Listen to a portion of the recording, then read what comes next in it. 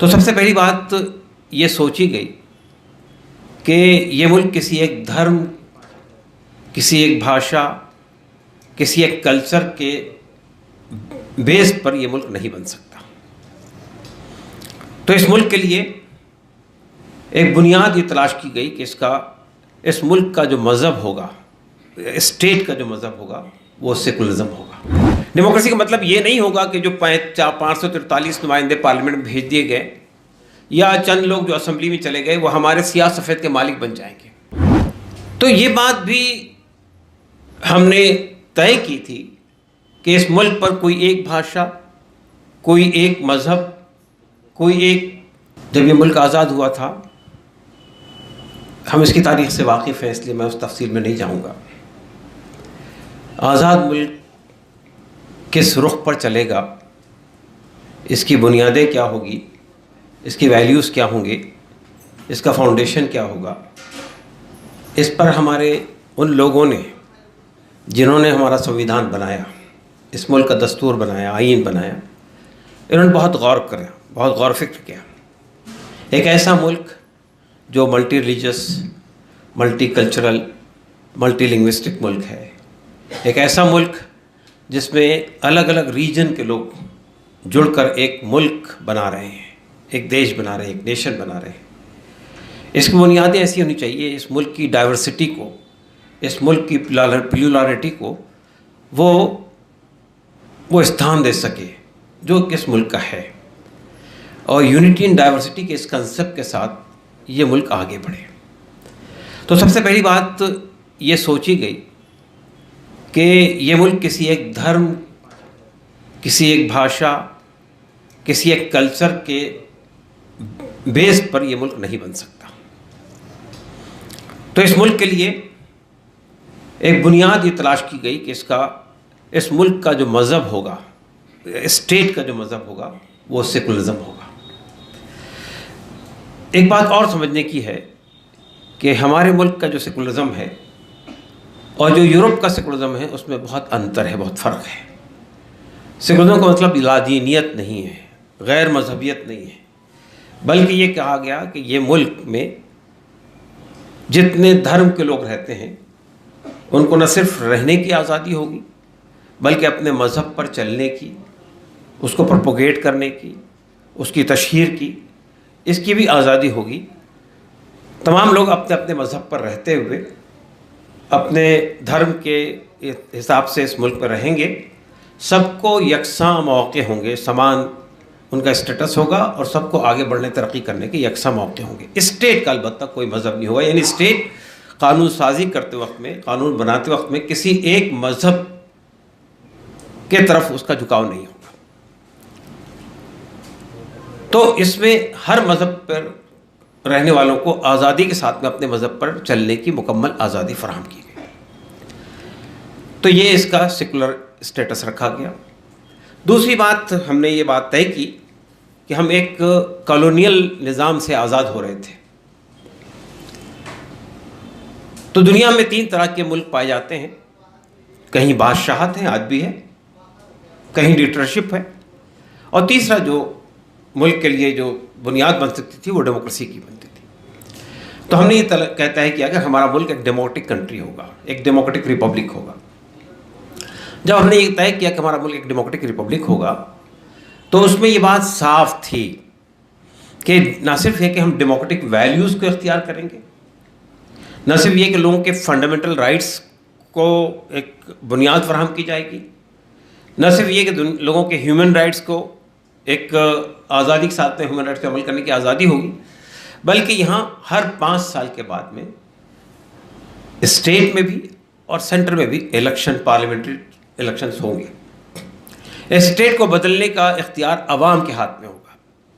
अवाम ही इस मुल्क के हुक्मरां, बुनियादी तौर पे अवाम ही इस मुल्क के हुक्मरां होंगे और अवाम ही जो है अपना नुमाइंदे पार्लियामेंट पे चुनकर या असेंबली में चुनकर भेजेंगे। तो अवाम को सॉवरेंटी का इख्तियार दिया गया कि अवाम जो है वो अपने तौर पर आज़ादी के साथ में अपने नुमाइंदों का इंतखाब करेंगे।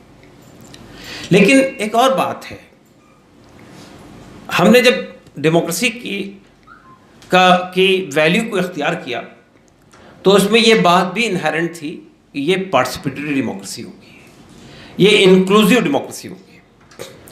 डेमोक्रेसी का मतलब ये नहीं होगा कि जो 543 नुमाइंदे पार्लियामेंट में भेज दिए गए या चंद लोग जो असेंबली में चले गए वो हमारे सियाह सफ़ेद के मालिक बन जाएंगे, बल्कि मुल्क में जितने अहम फैसले होंगे, जितने अहम कानून साजी होगी, जितने स्टेक होल्डर्स हैं, जिन जिन को वो कानून मुतासिर करेगा, उन सब की राय ली जाएगी, उन सब को इंगेज किया जाएगा और उसके बाद फैसला किया जाएगा।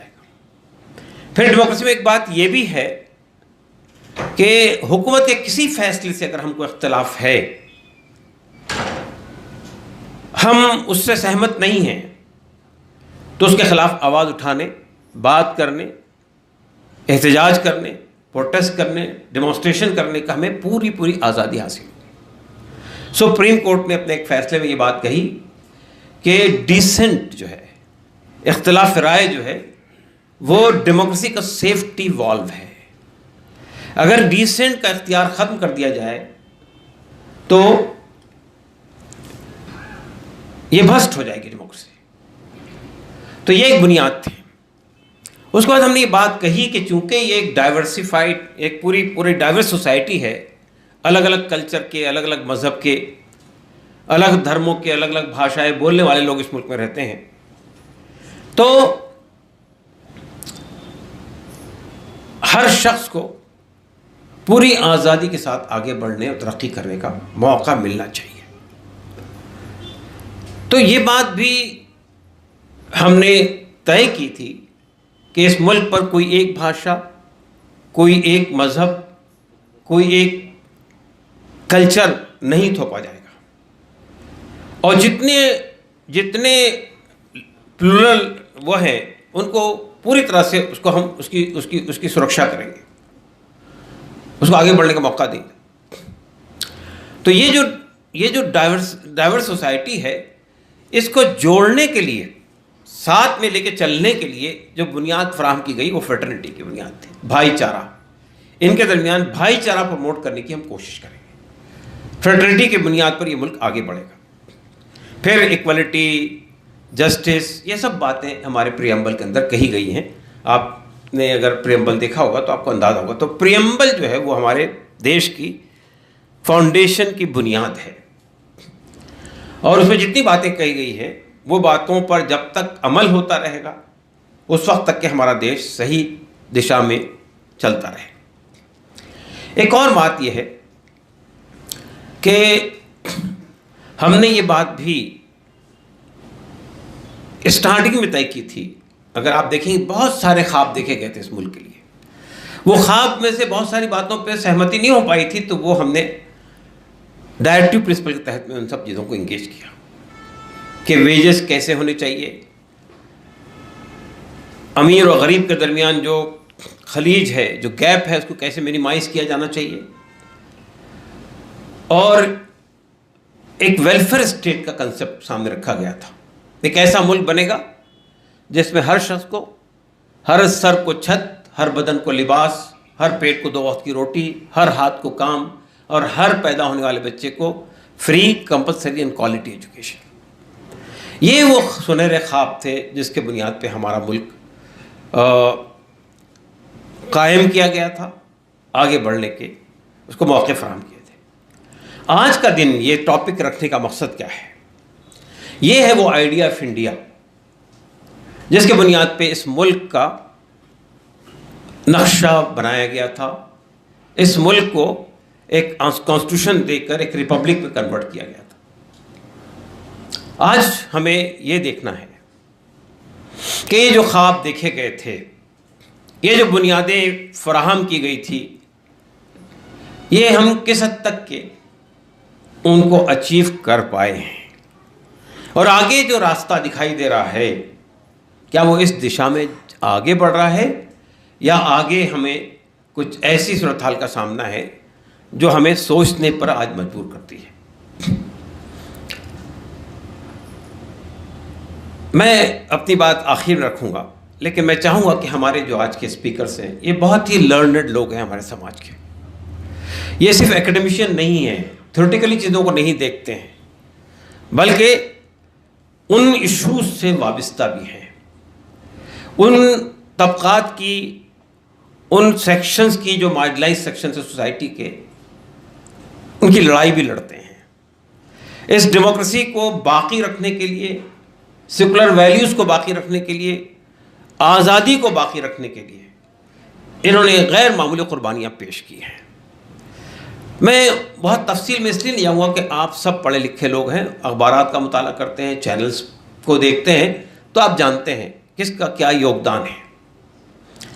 तो मैं चाहूँगा कि आज उनकी बात को हम बहुत संजीदगी से सुने, और सिर्फ सुनने के लिए हमने ये प्रोग्राम ऑर्गेनाइज नहीं किया है, बल्कि हमें ये तय करना है कि उसके बाद हमारा क्या रोल होना चाहिए इस देश के इस आइडिया ऑफ इंडिया को प्रिजर्व करने के लिए, बाकी रखने के लिए और इसे परवान चढ़ाने के लिए। इन्हीं अल्फाज से अपनी बात खत्म करता हूँ। शुक्रिया।